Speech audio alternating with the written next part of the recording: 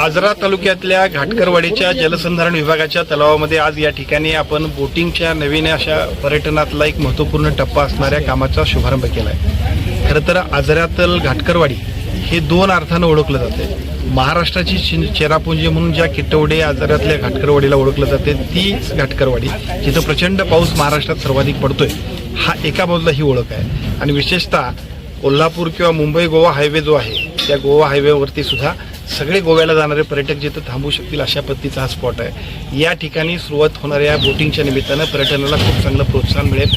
निसर्ग भरभरून देणारा निसर्ग बघायचा असेल तर घाटकरवाडी आणि या परिसरामधल्या प्रत्येक गावागावात आणि इथल्या मातीमध्ये सुद्धा त्याचा सुगंध आहे। आणि त्याच ठिकाणी पर्यटनाला प्रोत्साहन देणारं बोटिंगचं काम इथं सुरू करतोय।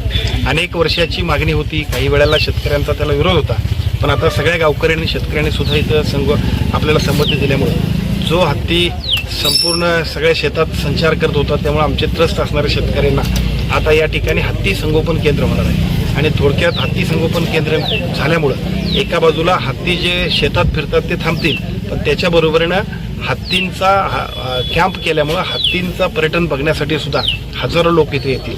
हे हत्ती पर्यटन केंद्र इकडच्या बाजूला असणारं जलसंधारण तलावातलं बोटिंग, त्यामुळं भविष्य काळामध्ये घाटकरवाडी आणि हा परिसर हा पर्यटनाचा एक मोठा स्पॉट होईल। त्याची सुरुवात आज या ठिकाणी झाली।